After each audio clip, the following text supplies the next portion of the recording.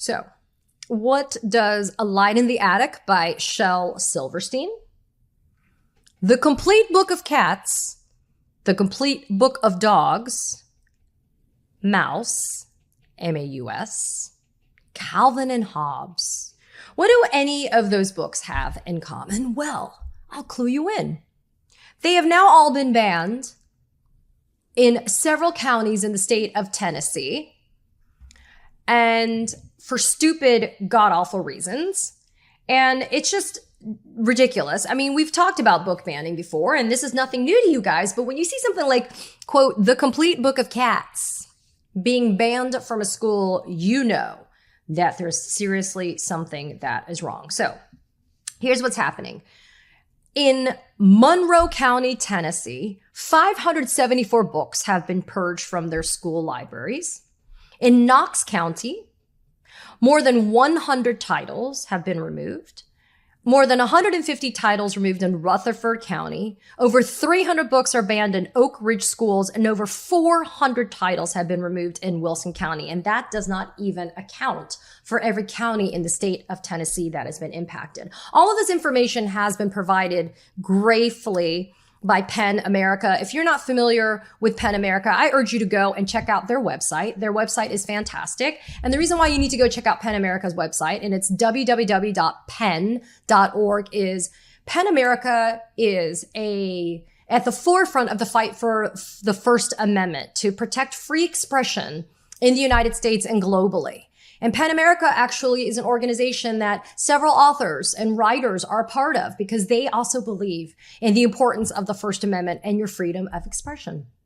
But what's wild about this Tennessee county ban is it is so indiscriminate. And listen, as you guys know, I'm from Florida, and Florida has one of the worst book bans in the country. So yes, Florida likes to say, hold my beer often to states like Texas and Tennessee. But Tennessee just goes to show exactly how completely indiscriminate and illogical their book ban is. So I'm going to read you, in 2024, the state legislature amended a state statute. It's entitled, quote, Age Appropriate Materials Act of 2022.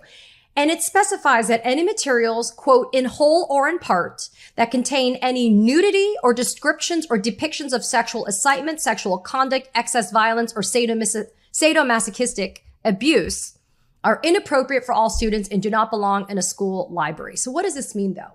One, it means that you don't actually evaluate the text as a whole. They're only looking at certain portions of the text. And isn't that freaking convenient, right? It's convenient because if you're trying to apply an overly broad, vague, and unconstitutional statute, of course, this is a convenient way to craft the language of the statute, because then pretty much anything and everything, including the Complete Book of Cats and the Complete Book of Dogs, is going to fall within the purview of that. I'm not sure how, because it's just crazy, right? So what they're doing is these schools are taking just excerpts of books without context as a whole, and they're using it as a justification underneath this Tennessee statute to be able to remove books from school library shelves. So as I mentioned, Shel Silverstein's Light in the Attic, one of my kids' favorites, that's been banned. They Called Us Enemy by George Takei. That's also been banned. Hidden Figures, The American Dream and the Untold Story of the Black Women Mathematicians Who Helped Win the Space Race by Margot Lee Shetterly. Gone, jettisoned off of school shelves in Tennessee. As of May of 2025, according to PEN America, at least 15 states, including Tennessee, have enacted laws facilitating the censorship of school library collections by expanding the definitions of terms like sexually explicit, obscene, and harmful to minors, requiring school districts to apply such terms in new ways or risk civil or criminal liability for materials with sexual content. The fear is the intention by them, right? If they intimidate you or they make you scared into submission, same type of shit we're seeing with these immigration raids, right? If they scare you into submission, same thing with abortions, right? I mean, this idea that if you don't interpret the law correctly, you could be facing civil or even criminal liability. What are you going to do? You're going to err on the side of caution, right? Especially if you're a school. Now, in Oak Ridge, which is an area in Tennessee, they actually had a book by a guy by the name of Richard Jolly, Jolley. The book was entitled Richard Jolly, Sculptor of Glass, a collection of works by the artist. Now get this. Richard graduated from Oak Ridge High School. He's an alumnus of Oak Ridge High School, and they don't even have his book on their shelves. Why? Because an Oak Ridge school spokeswoman told local news, quote, unfortunately, as an artist, Mr. Jolly's book features depictions of the human body that are in direct violation of the law.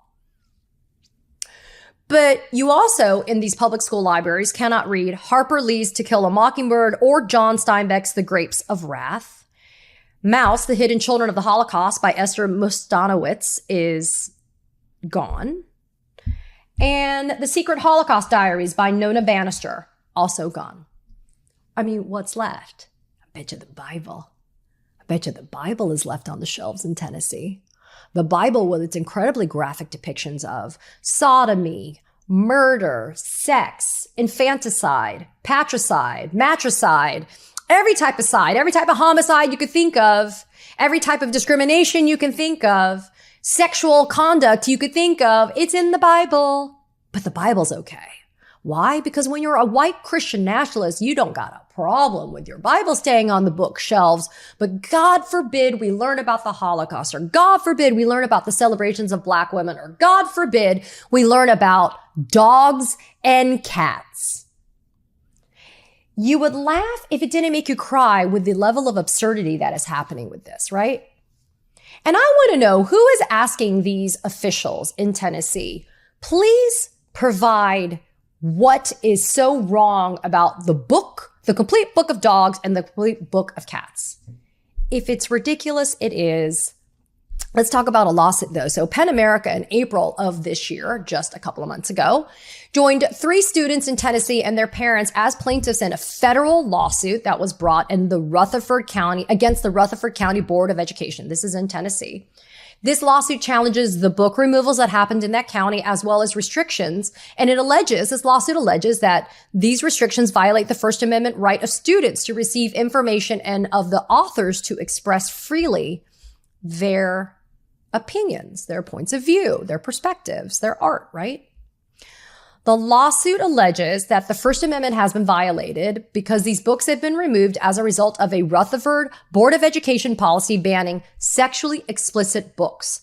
The Board of Education removed or restricted more than 145 titles.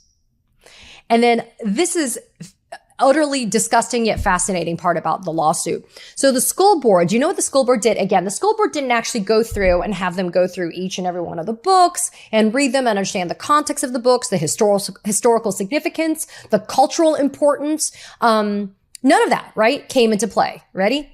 The Rutherford Board of Education relied on reviews from Book Looks, a now defunct website developed by individuals associated with Moms for Liberty. Book Looks provided ratings for books, penalizing them as inappropriate if they contain, among other things, references to gender identity and sexual orientation, or so-called inflammatory, and that I put that in quotes, rhetoric about race.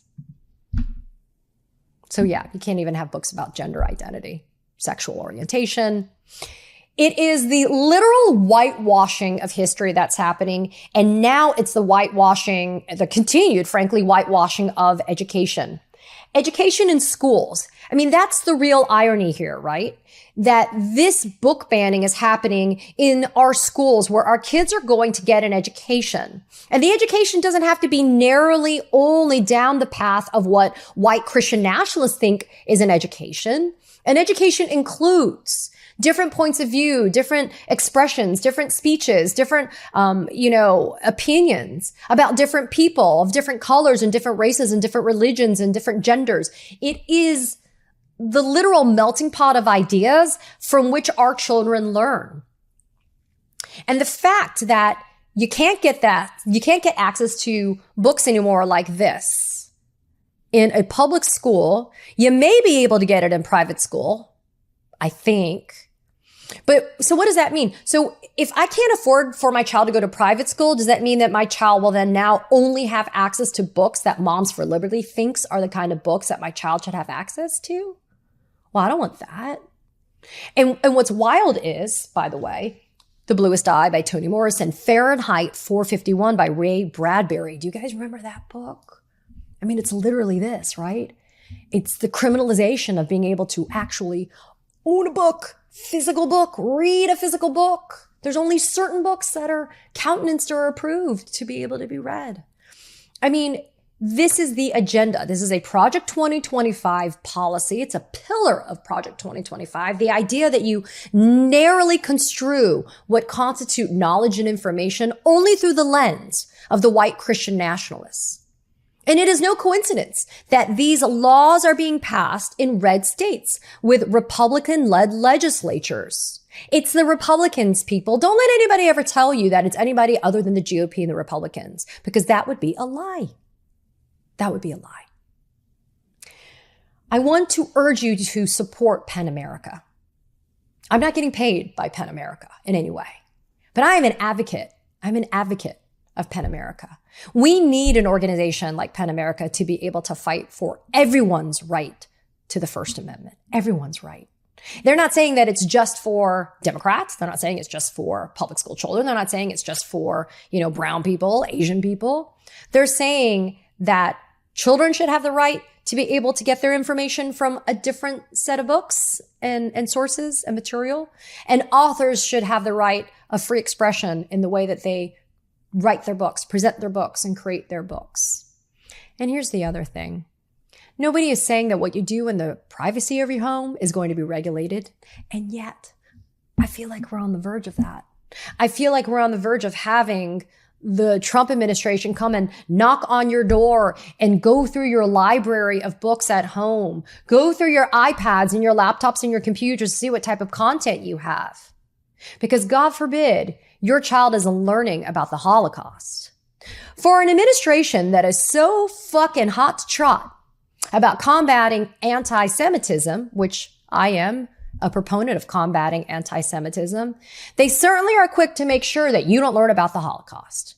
The wholesale genocide and extermination of the Jews. Can't learn about it, but let's use the anti-Semitism banner to be able to do all sorts of stuff, including under the premise of immigration enforcement. The hypocrisy is rich. We have these conversations here at the Katie Phang News Channel because, again, book bans may not be new to you, but they're still happening, and they're happening at a disturbing and alarming pace. And we have to always remember that we can walk and chew gum at the same time. We can focus on things like bombings in Iran. We can focus on the decimation of our federal agencies. We can talk about the big bullshit bill, but we can also remind ourselves that book bans are wrong and they're unconstitutional. Be mad, be outraged, demand accountability, and go out and read the complete book of cats, the complete book of dogs, The Bluest Eye by Toni Morrison. Just go out and read. Read, people. Get an education. I'll see you on the other side.